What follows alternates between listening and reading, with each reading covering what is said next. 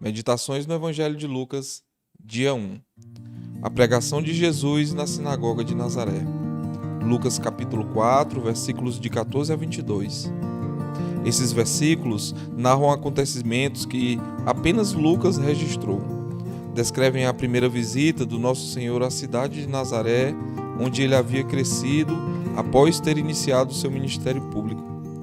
Considerada em conjunto com os dois versículos que se seguem, essa passagem fornece uma admirável prova do que o pendor da carne é inimizade contra Deus. Romanos capítulo 8, versículo 7. Inicialmente, vemos nesses versículos a notável honra que o Senhor Jesus tributou aos meios da graça. Somos informados de que ele, indo para Nazaré, entrou num sábado na sinagoga, segundo o seu costume, e levantou-se para ler as Escrituras. Naquela época, os escribas e fariseus eram os principais mestres dos judeus. Dificilmente poderíamos supor que o ensino ministrado por esses homens na sinagoga desfrutava da bênção e da presença do Espírito de Deus.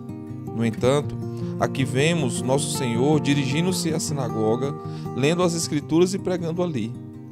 A sinagoga era o lugar no qual o dia do Senhor e a palavra de Deus eram publicamente reconhecidos. E pensando nisso, Nosso Senhor considerou conveniente honrá-la. Sem dúvida, temos uma lição prática nessa atitude de Jesus. Ele desejava que soubéssemos que não devemos menosprezar levianamente qualquer reunião de adoração que professam reverenciar o nome, o dia e o livro de Deus. Em uma igreja, existem muitas coisas que precisam ser melhoradas. Talvez haja falta de clareza, abrangência e ortodoxia no ensino ministrado ou ainda carência de unção e dedicação na maneira como o pastor realiza o culto.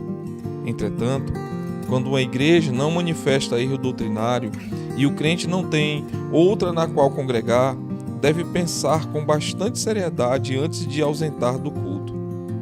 Se existem 2 ou 3 que se reúnem em nome de Cristo, para estes o Senhor Jesus prometeu uma bênção especial. Mas não encontramos qualquer promessa para o crente que permanece em casa. Em segundo lugar, devemos observar a notável descrição feita pelo Senhor Jesus na sinagoga de Nazaré, em referência ao seu ofício e ministério. Lucas relata que ele escolheu uma passagem da profecia de Isaías, na qual esse profeta descrevia antecipadamente a natureza da obra que o Messias iria realizar quando viesse ao mundo.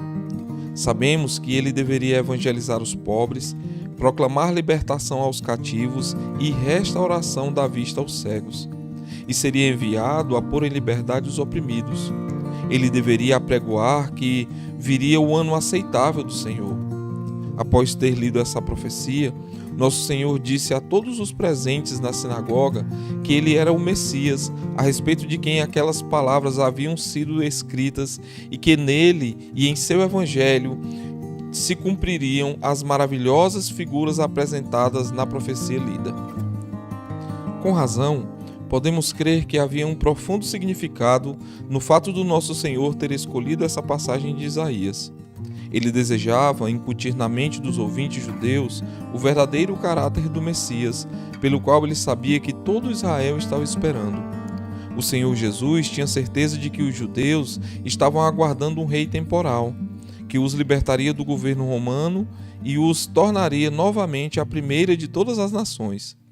Essas expectativas, as quais Jesus desejava que entendessem, eram prematuras e equivocadas.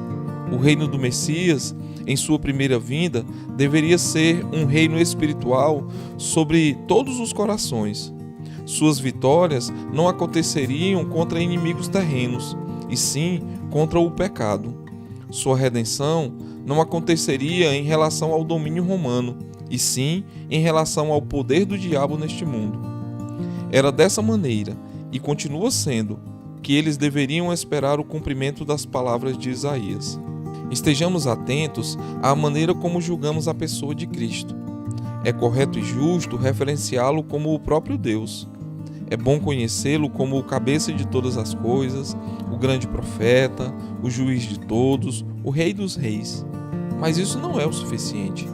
Temos de conhecê-lo como o amigo dos pobres de espírito, o médico dos enfermos de coração, o redentor das almas em escravidão.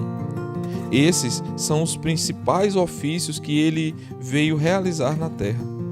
Com isso em mente, devemos conhecê-lo por experiência íntima, bem como por ouvir sua voz.